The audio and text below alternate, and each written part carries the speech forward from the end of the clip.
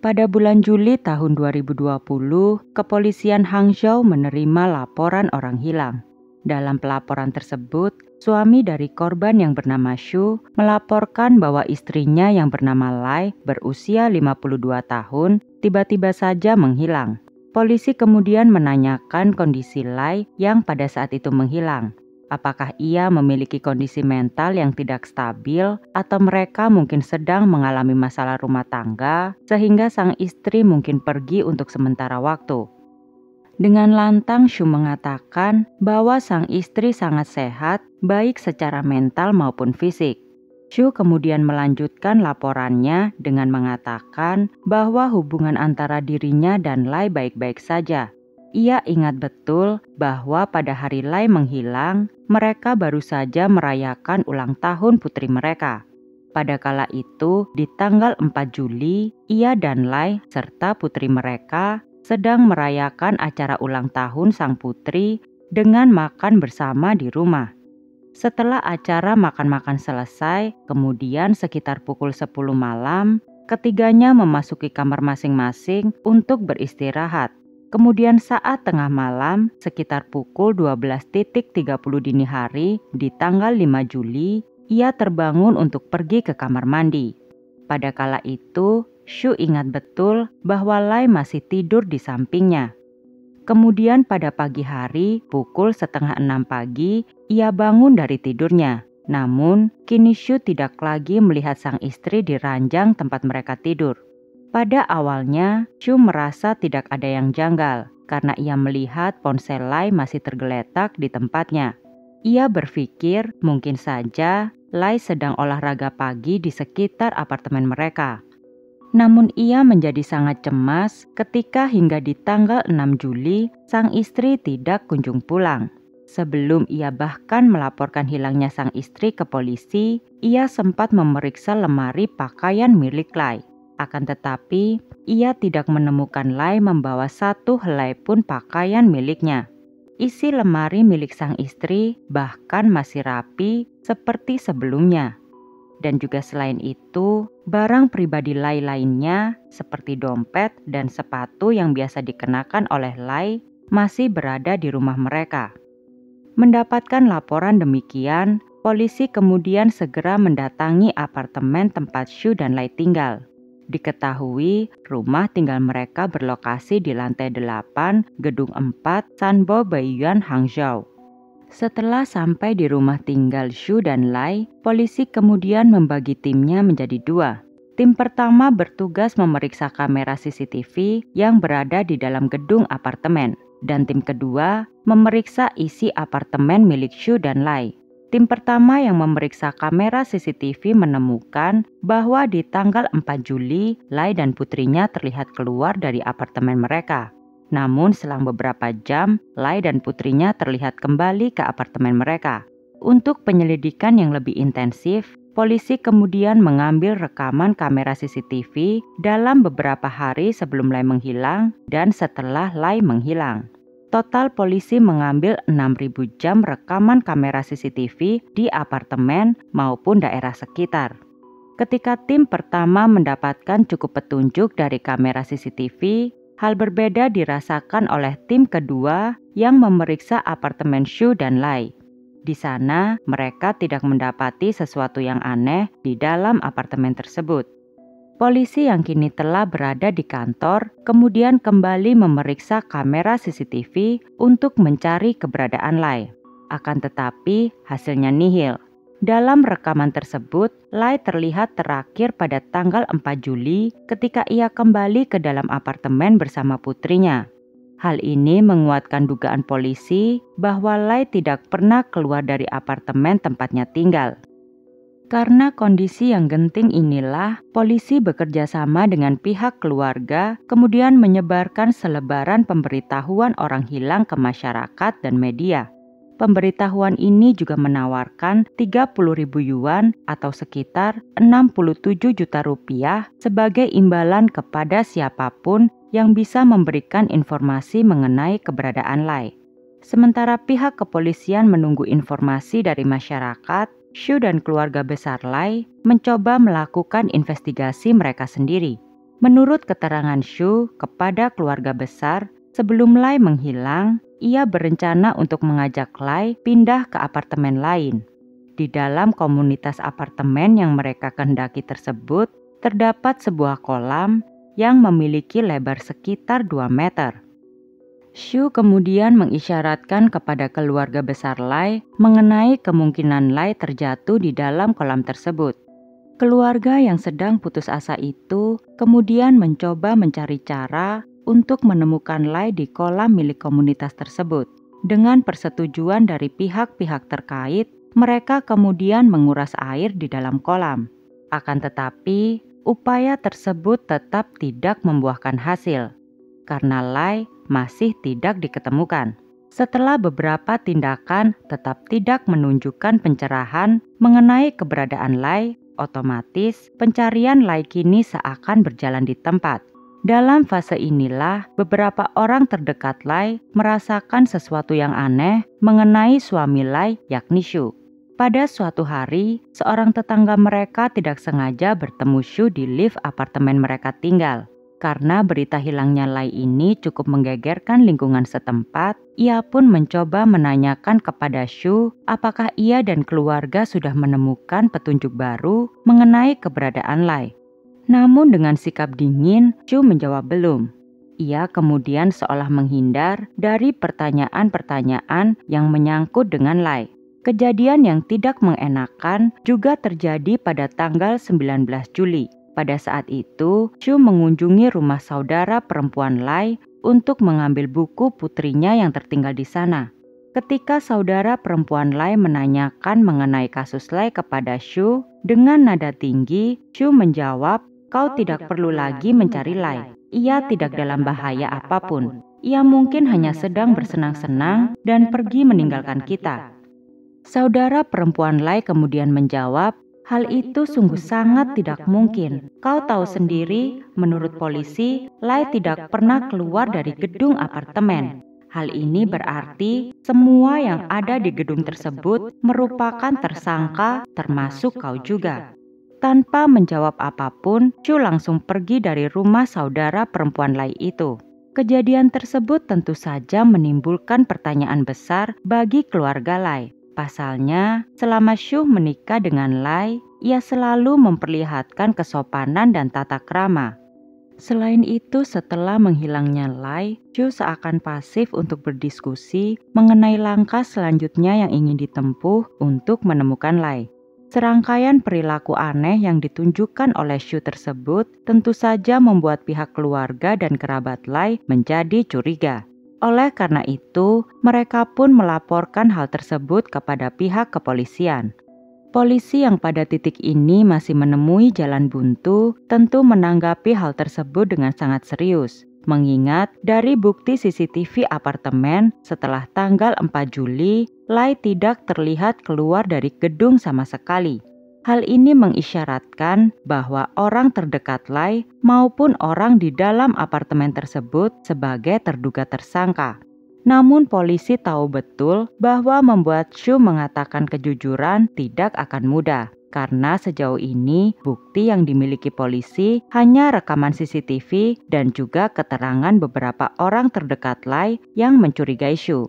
Namun betapa terkejutnya polisi ketika Shu dihadapkan oleh bukti-bukti demikian, ia langsung mengakui semua perbuatannya. Tanpa keraguan dan dengan tenang, Shu akhirnya mengakui bahwa ia telah membunuh Lai. Ia mengatakan bahwa Lai selama ini memperlakukannya dengan tidak baik. Oleh karena itu, ia merasa sakit hati hingga kemudian ia nekat menghabisi istrinya yang telah menikah dengan dirinya selama bertahun-tahun. Mendengar hal itu, polisi merasa sangat penasaran oleh apa yang dilakukan oleh sang istri hingga Shu yang kini sudah berusia 54 tahun bisa sampai senekat ini. Semua bermula di tahun 1988. Pada tahun itulah Shu dan Lai awal mula bertemu. Saat itu Shu yang masih berusia 23 tahun terpesona oleh kecantikan Lai yang kala itu berusia 21 tahun. Pada tahun itu, Shu memutuskan untuk membuka bisnis pembuatan makanan ikan. Karena Shu tidak memiliki cukup uang untuk membangun rumah maupun gudang, ia pun kemudian menyewa rumah dari ayah Lai. Karena inilah, secara tidak sengaja, Shu dan Lai kemudian berkenalan. Setelah perkenalan tersebut, keduanya nampaknya memiliki perasaan antara satu sama lain. Shu yang mengetahui bahwa Lai juga nampaknya tertarik kepada dirinya, akhirnya memberanikan diri untuk mendekati Lai. Pada waktu itu keduanya pun menjalin cinta selama 3 tahun. Setelah menjalani hubungan yang cukup lama, Shu kemudian mendatangi ayah Lai dan mengatakan keinginannya untuk mempersunting Lai. Ayah Lai yang mendengar hal tersebut langsung menolak niatan dari Shu itu. Ia sangat menentang hubungan antara Shu dan Lai karena ia melihat Shu berasal dari keluarga yang sangat miskin. Dan sampai titik ini juga, Shu masih merintis dalam bisnisnya. Ayah Lai tahu betul bahwa sang putri yang terbiasa memiliki hidup nyaman karena kondisi perekonomian keluarga mereka yang lebih dari cukup, tak akan sanggup menanggung beban bila mana ia menikah dengan Shu. Di satu sisi, Shu yang mengetahui dirinya ditolak oleh keluarga Lai pada dasarnya tidak mau menyerah karena ia yakin akan perasaan cinta antara dirinya dan Lai. Namun kini ia tidak lagi bisa berkata-kata ketika Lai mengatakan kepada dirinya bahwa ia tidak mampu menentang sang ayah dan menjadi anak durhaka. Setelah penolakan itu, Shu yang masih merasakan patah hati yang begitu dalam, memutuskan untuk meninggalkan bisnisnya di desa dan memulai lembaran baru dengan merantau ke Shanghai. Namun merantau ke Shanghai tidaklah mudah. Kehidupan di Shanghai jauh lebih mahal daripada di desanya. Oleh karena itu, Shu kini harus bekerja serabutan untuk bisa bertahan hidup. Di tengah himpitan ekonomi yang membuat hidupnya sengsara, Shu tiba-tiba saja menemukan secercah harapan ketika ia mengenal seorang wanita yang bernama Guan. Tak lama mengenal Guan, Shu melihat Guan adalah wanita yang sangat mandiri dan pengertian. Oleh karena tak mau kehilangan Guan, Shu kemudian memberanikan diri untuk mempersunting Guan. Pada saat itu, baik keluarga maupun Guan sendiri menerima pinangan Shu dengan baik. Mereka melihat Shu adalah seorang laki-laki yang pekerja keras. Oleh karena itu, mereka menyetujui hubungan Shu dengan Guan. Tak lama setelah itu, keduanya pun menikah dan dikaruniai seorang putra. Nampaknya pernikahan antara Shu dan Guan mendatangkan banyak berkah bagi keluarga mereka. Pasalnya, dulu Shu yang awalnya harus bekerja serabutan, kini mampu kembali membangun bisnisnya sendiri. Pada saat ini, Shu diketahui membuka bisnis tepung ikan di pinggiran kota Shanghai. Pada titik ini, kehidupan Shu nampaknya begitu sempurna. Ia memiliki bisnis yang berjalan dengan sukses, sang istri yang selalu mendukung dirinya, dan putranya yang tumbuh dengan baik. Orang-orang yang mengenal Shu melihat Shu adalah laki-laki yang sangat beruntung. Di saat Shu kini telah berhasil membangun kehidupannya dengan baik, hal yang sama juga terjadi kepada Lai. Tak lama setelah ia berpisah dengan Shu, Lai diketahui menikah dengan seorang pria yang dijodohkan oleh keluarganya. Dari pernikahan itu, Lai dikaruniai seorang putri. Setelah tahun-tahun berlalu, di tahun 2000, Shu kini mulai ingin membuka bisnis baru, yakni membuka peternakan bebek. Namun ia harus mengalami situasi yang cukup rumit dari bisnis ini. Pasalnya memiliki peternakan unggas tidak semudah yang ia bayangkan, karena tidak hanya membutuhkan lahan dan pakan, namun juga harga dari unggas-unggas miliknya yang hendak ia jual sangat bergantung dari harga pasar. Akan tetapi meski mengalami kondisi naik turun dari bisnis beternak unggas ini, nyatanya Shu dapat melaluinya hingga 4 tahun berlalu. Namun pada tahun 2004, Shu kembali harus mengalami guncangan. Kala itu flu burung menjadi momok di seluruh dunia, terutama Cina. Saat wabah tersebut merebak, Shu yang memiliki peternakan unggas tentu saja mengalami resiko yang sangat tinggi. Pada saat itu, pemerintah daerah memberikan kebijakan untuk membersihkan semua peternakan unggas yang berjarak 3 kilometer dari desa Yiyuan, Shanghai. Untungnya, peternakan bebek milik Shu berjarak 20 kilometer dari desa tersebut. Oleh karena itu, peternakannya tidak mengalami pemusnahan.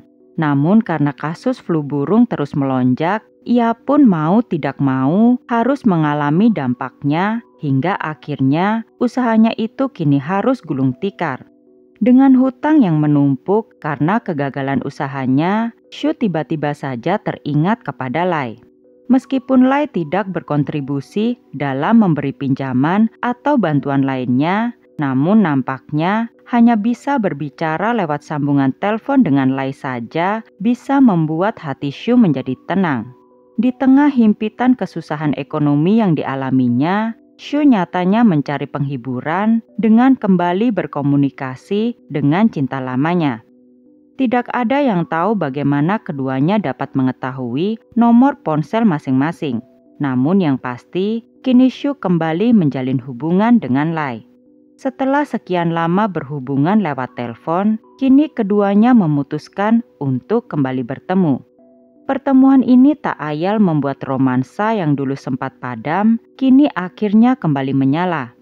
Hubungan terlarang antara Shu dan Lai ini terjalin hingga 3 tahun lamanya, sampai pada akhirnya keduanya memutuskan untuk menceraikan pasangan mereka masing-masing. Setelah kesepakatannya dengan Lai itu, Shu kemudian mengatakan kepada istrinya Guan bahwa ia ingin bercerai. Guan yang merasa tidak memiliki masalah apapun dengan Shu tentu saja merasa sangat kebingungan dan ia dengan tegas menolaknya. Pada titik ini, Guan tidak mengetahui apapun tentang perselingkuhan Shu dengan Lai. Alasan ia menolak menceraikan sang suami karena ia tidak mau keluarga kecilnya itu terpecah dan sang putra Lai yang menjadi korban. Oleh sebab itulah, meskipun Shu terus mendesaknya untuk bercerai, Guan tidak menyerah. Ia terus menolak dan berusaha untuk membuat hati Shu sedikit melunak. Shu yang melihat Guan terus berjuang demi rumah tangganya, kini merasa semakin kehilangan kesabaran. Ia pun mulai bersikap kasar kepada Guan. Tak jarang, setiap kali Guan menolak menceraikannya, Shu memukuli Guan hingga babak belur. Shu bahkan mengancam Guan akan membunuhnya jika ia tetap tidak mau bercerai. Karena takut Shu akan benar-benar membunuhnya, Guan dengan berat hati kini harus merelakannya. Ia akhirnya setuju untuk bercerai dari Shu. Namun sebelumnya, Guan mengajukan persyaratan kepada Shu.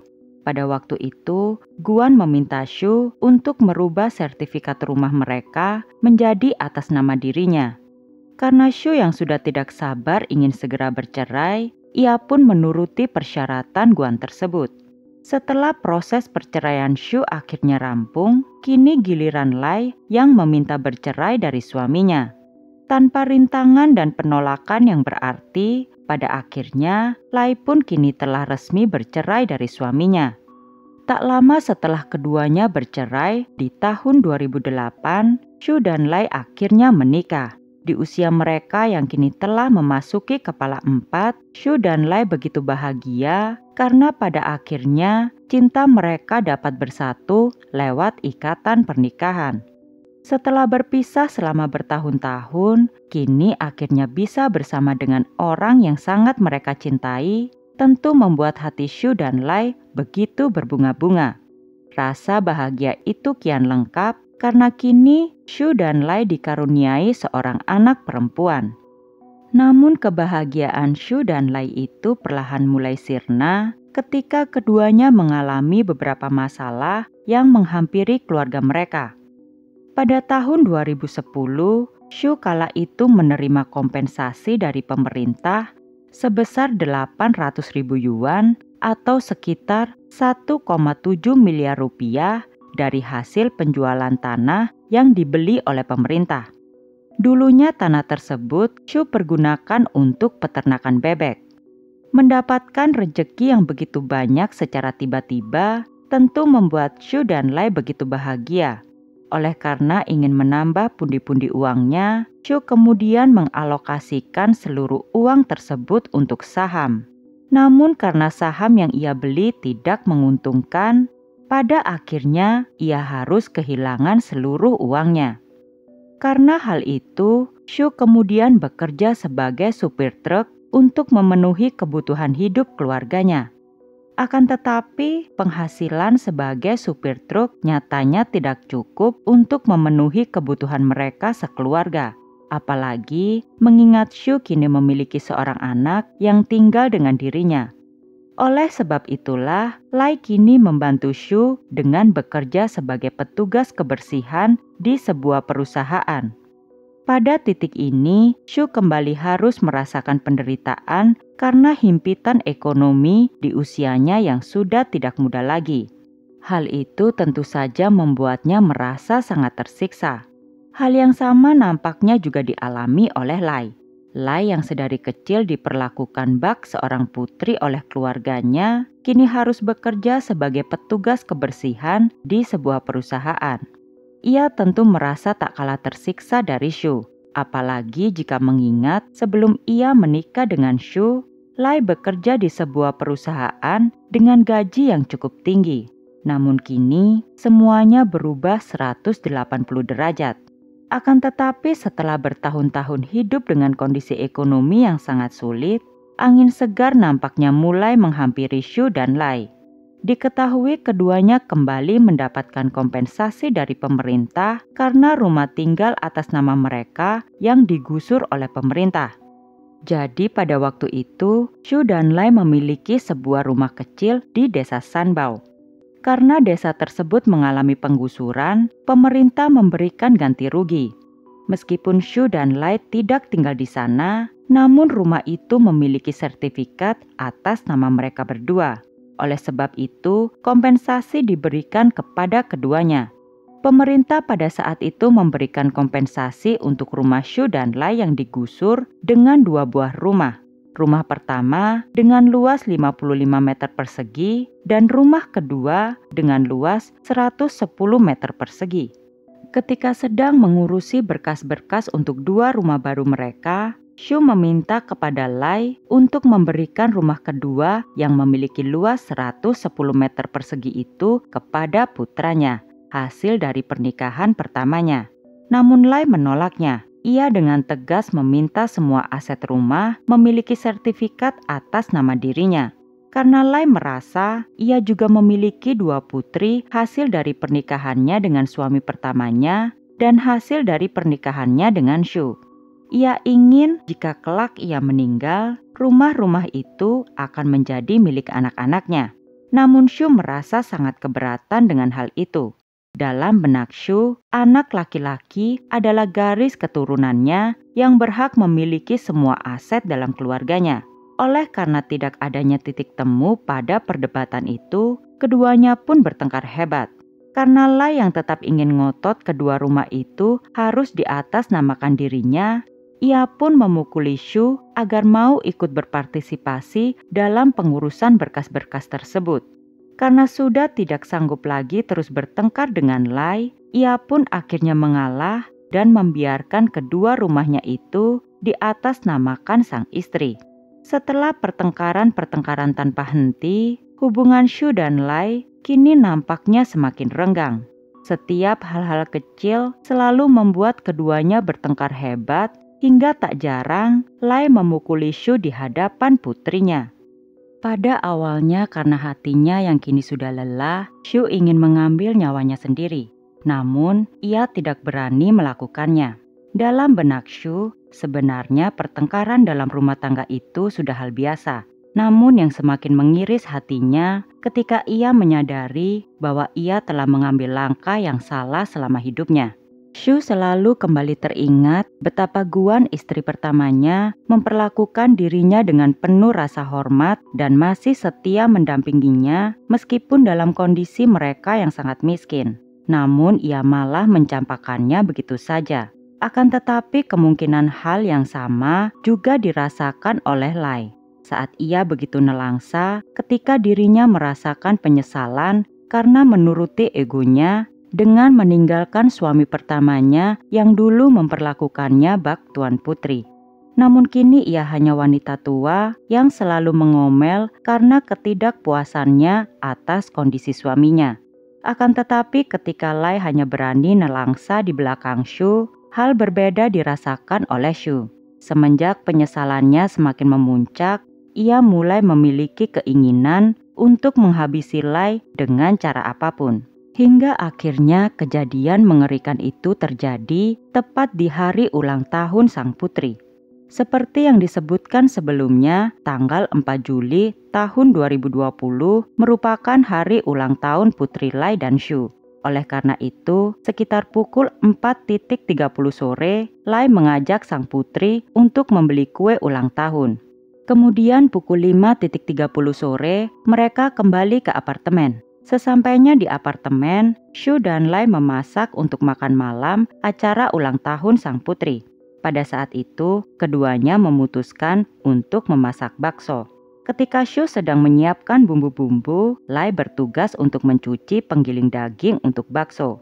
Namun, ketika mencuci, Lai tidak sengaja melukai tangannya. Karena hal itulah, Lai kemudian marah tanpa sebab dan melampiaskannya kepada Shu. Lai mulai membahas bahwa kini hidupnya sengsara semenjak ia menikah dengan Shu. Akan tetapi meski dengan kondisi yang demikian, baik Shu maupun Lai masih tetap memasak untuk merayakan ulang tahun sang putri. Shu mengatakan bahwa ketika pukul 10, ia dan Shu memasuki kamar mereka untuk beristirahat. Lai memiliki kebiasaan meminum susu sebelum tidur. Pada saat inilah, Shu kemudian memasukkan obat tidur pada susu yang diminum oleh Lai. Setelah meminum susu yang bercampur obat tidur tersebut, tak lama Lai pun tertidur pulas. Mengetahui Lai telah tertidur, Shu kemudian menaiki tubuh Lai dan menutup muka Lai dengan bantal. Sontak Lai pun terbangun dan memberontak. Ia sempat berteriak, namun kekuatan Lai tak sebanding dengan Shu. Selama beberapa waktu, Shu terus menekan bantal untuk membuat Lai kehabisan nafas.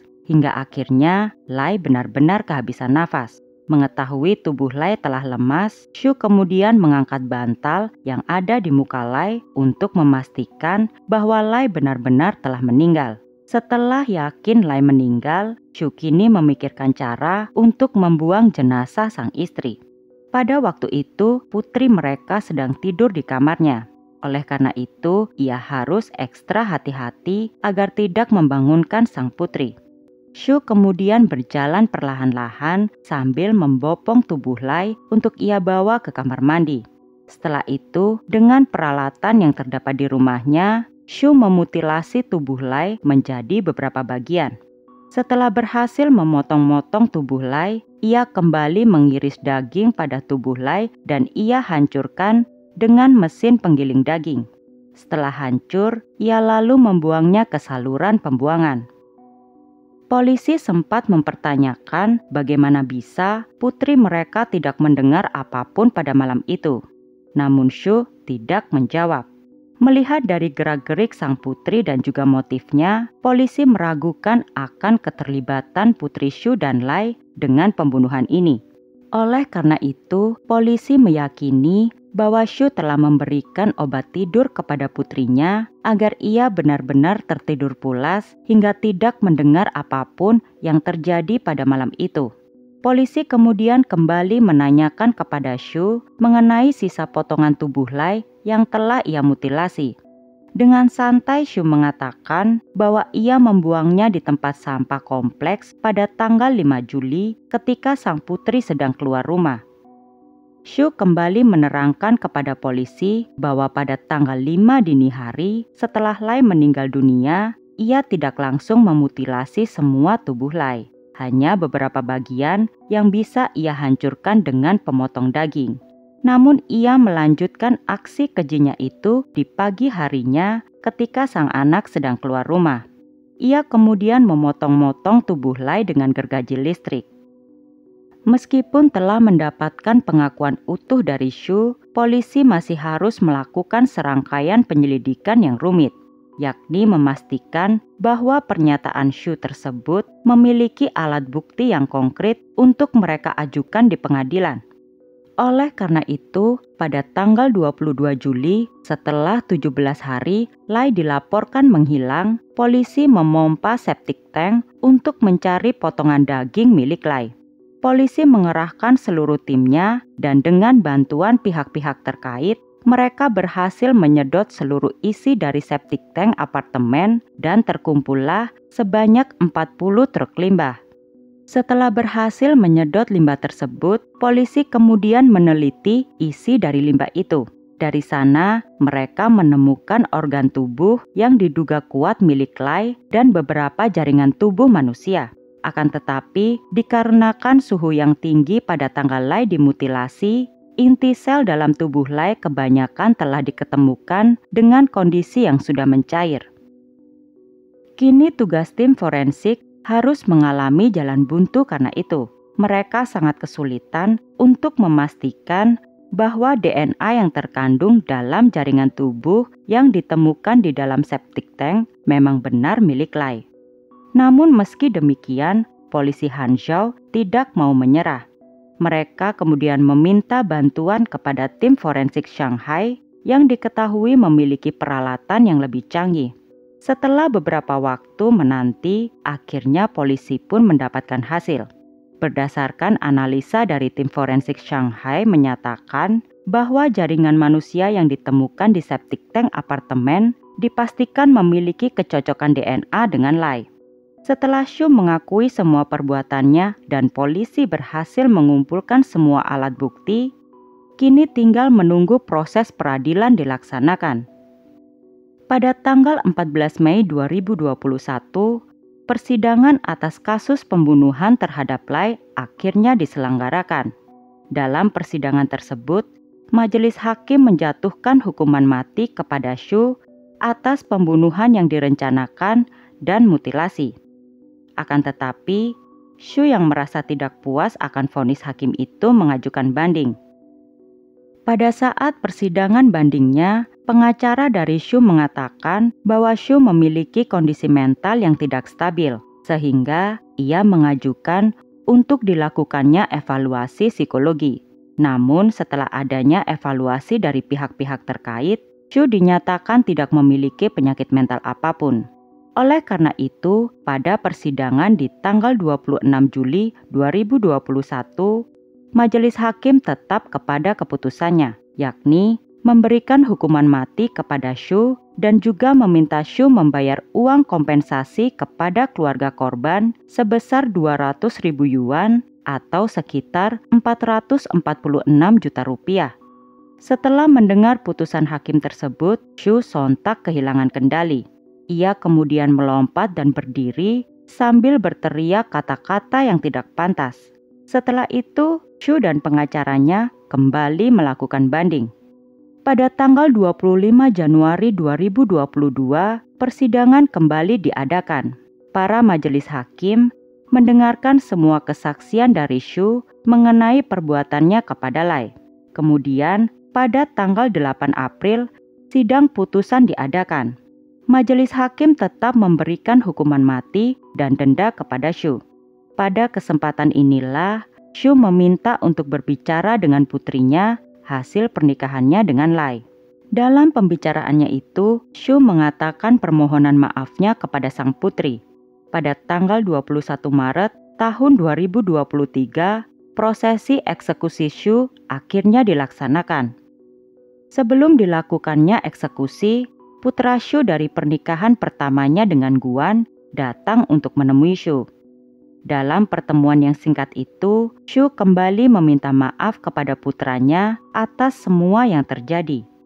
Sang putra yang melihat ayahnya dalam kondisi seperti itu, perlahan menjauhkan tubuhnya dan kemudian pergi meninggalkan dirinya. Melihat hal itu, Shu meneteskan air matanya. Setelah ia bertemu dengan sang putra, pada hari itu eksekusi pun dilaksanakan. Shu dieksekusi dengan cara disuntik mati.